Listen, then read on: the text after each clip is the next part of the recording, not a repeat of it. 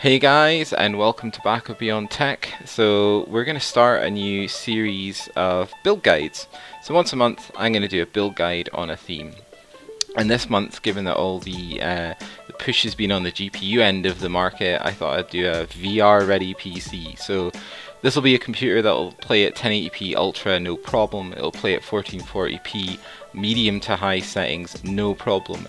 And then if you so choose in the future to move on to VR and get a headset, it will do that absolutely no problem at all.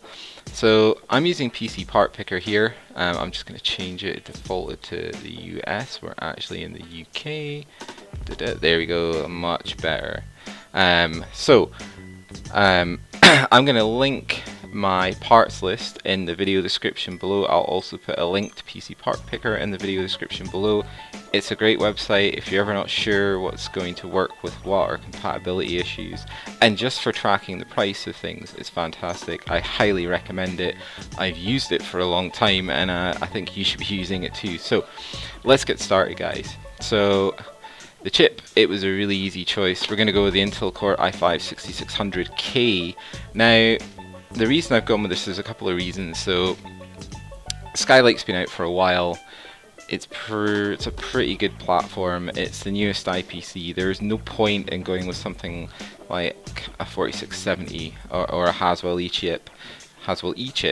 So I just think you might as well go for this. It's a quad-core processor. It's base clocked at 3.5 gigahertz. Because it's a K-skewed chip, you'll be able to overclock this no problem. Now, even if you get a bad chip, you're going to get 4.1, 4.2 gigahertz out of this. If you get a good chip, it could be 4.5 gigahertz plus. Now that just depends on the chip that you get from Intel, but either way, this is a beast chip. It's a really good gaming chip. It's not going to cause you any issues, and at £210 on Amazon, it's a pretty good deal. It's, you know, you're not going to get an i5 cheaper than that. Even if you went to Haswell, you know, you'd be struggling. I mean, you might save £30, but is it really worth it to drop back down? I don't think so. I mean, the whole point of this build is to be future-proofing this machine as much as possible. Now, to cool this, we've gone with a perennial favourite. I really tried to look for something else, but I couldn't find anything else that does as good a job as the Cooler Master Hypo 212 Evo. What can I say? I've got two of them in my rendering machine. They're really great. I'd have loved to put a Noctua or something like that in it, but it's just really not worth it. It's not worth it. This thing performs really well, and at £30, it's a bargain. Now, the main part that I struggled over quite a lot. You know, I didn't really want to spend a huge amount on a motherboard, so it took me a while to find a Z170 chipset board under £100. So I've eventually gone with the MSI Z170A Pro. And that comes in at a shade under £88 on Amazon. I'm not sure if that's going to change anytime soon, but it's a really solid board. You know, you need to get a Z board. If you don't get a Z or an X board, you will not be able to overclock any K-skewed Intel chips. So you need to get either an X99 or a Z170A. I don't want an X99 board. It's a different socket, it's wrong socket type. So Z170A, LGA 1151 motherboard. So let's have a look at the specs quickly. I was looking at this earlier on, guys. We'll just go up to the top. So it basically comes with everything you would expect from this. It's a great overclocking board. You can overclock your memory to 3600 megahertz. It supports DDR4 in dual channel up to 64 gigs. It has USB 3.1 Type 2. It's got two of those connectors on the back, and it's got a USB 3.0 two connectors on the back. It's got an Intel gaming NIC. It's really solid board. It comes with these rather fetching LEDs. It seems to be a thing at the moment. LEDs, who'd have thought putting LEDs on a motherboard? But anyway, if you're into that, you're into that. So you get these really cool LEDs on your motherboard, and you can change the color of those. It's just a very very solid board. It's a really solid board. I mean, MSI have been making great products for a long time. I would have no worries recommending this. Even though I've not had an MSI motherboard, I wouldn't have a problem recommending this. And like I say, you know, there you go. It's got so much connectivity along there. There's your SATA 3s. It's got SATA Express as well. It's got M.2. So yeah, it's a really good board if you're looking to move on a little bit and not be left behind by technology. I mean, people on boards that are maybe 2 or 3 years old, like, you're not going to have M.2 support. You're not going to have SATA Express support, and these things are going to become more and more the mainstream norm.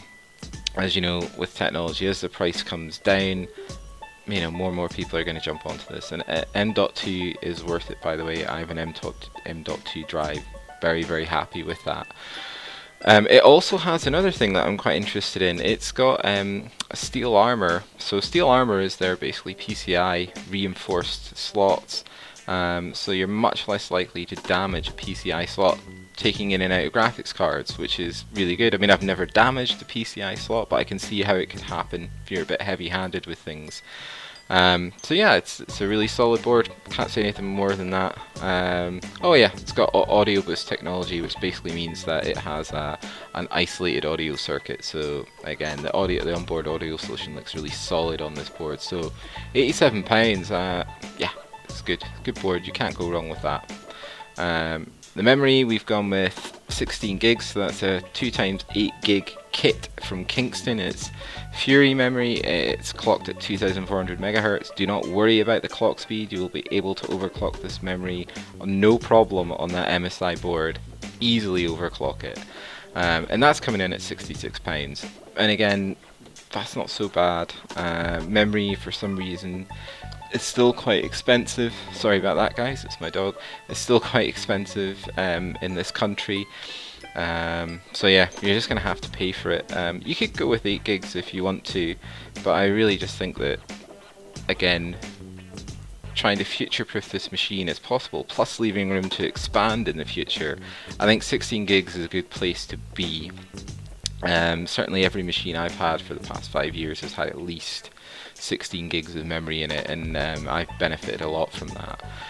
So moving on to storage, you need to have an SSD for a boot drive, so I found the cheapest, one of the cheapest, and how could I say it, probably one of the cheapest, but from a reputable builder, manufacturer that I could find. So we've just gone with the PNY CS1311 240 gig SSD. I had a quick look at the stats for this thing.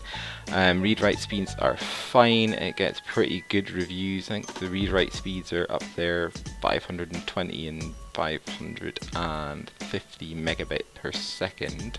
But like I say, it gets very good reviews. Feel free to change that. It is just a hard drive. But for the purposes of this build, I didn't want to spend a huge amount on an SSD. And then moving on to mass storage, so I've gone with a Seagate Barracuda 1TB drive, again because at the moment it's, you know, it's cheap, it's reliable. I mean, normally what I would say is get a WD Blue, but this was coming in a little bit cheaper than that, and to be honest, they perform at the same level. I mean, I've always gone with WD Blues. I think they're great drives, but equally Seagate Barracuda's got a good reputation, so I think that's a solid choice. Now, this is probably going to be the most controversial choice here. Now, I've gone with the XFX Radeon RX 480 graphics card. And it might seem an odd choice with the 1060 coming out and the 1070 being out, but I think if you get this card, you know, it's £230 there, which is a pretty good price, and it's cheaper, way cheaper than a 1070, and it's cheaper than a 1060. And I think as long as you get an 8GB variant of this card, or any aftermarket, that has to be an aftermarket card, I think you're going to be in a good place. This thing has got killer 1080p performance. It absolutely smashes games at 1080p, no problem at all. 1440p, again, it's a solid card, it's a solid choice. You'll be sitting at 50-60 frames per second, no problem, high settings. And also, you know, this card has been tested by several people like Linus. You know, they've tested the VR capability of this card. Unfortunately, there isn't really a VR benchmark around at the moment that anyone trusts, because VR is so complicated in comparison to normal GPU benchmarking. There's so many other things happening.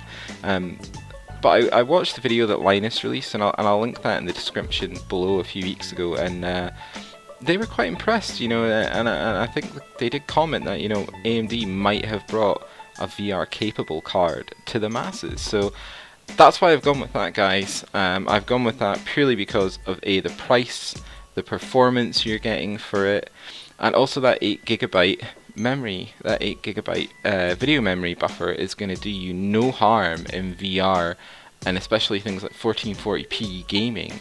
Whereas if you go with a 1060, and you can go with a 1060, even though it has slightly better performance than the RX 480, it's only got a 6GB VRAM memory buffer, and that might limit you. I'm not saying it will, I don't know, but that was my choice.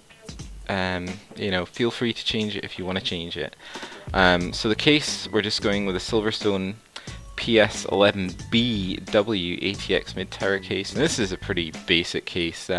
Silverstone are well known in North America, not so much over here, but I mean, I'll just run through it. It's got all the standard things. It'll take 220mm fans in the front, or 240mm fans in the front. It'll take two 120mm fans in the top, and it'll take a 120 in the back and a 120 in the bottom. You get a blue LED 120 included with it. I would probably take this intake fan and stick it on the back as an exhaust. You get two 5¼ inch bays at the front. I don't know why people are still doing that. No one uses 5¼ inch bays anymore. Front audio in, front audio out, two USB 3.0 connectors at the front. And you know, and oh yeah, and it's got a side window. Side windows are important. I like side windows. So it's a pretty standard board. You know, there's not much to write home about it. The reason I chose this is because I've used Silverstone in the past, and their cases are really solidly built. You can fit 3 hard drives in there at the front. It's got I can't remember how many SSD mounts this case has actually got. I think it can fit 2 SSDs on the back of the motherboard tray. So yeah, nothing special, but it's a solid case. I trust Silverstone. £46, you can't really go wrong at that.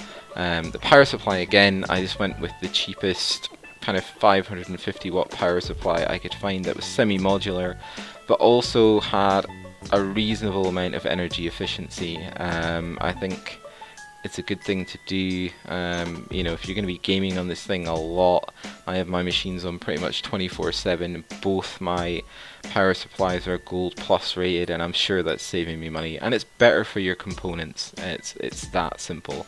So I've just gone with the BitPhoenix Fury 550 watt 80 plus gold certified semi-modular ATX power supply, and £65. There might be something cheaper out there, you know, when you come round to do a new build, but that's probably the best value bit of kit I could find, and it looks okay. You know, you've got a side panel in there, so this actually looks pretty good, I think.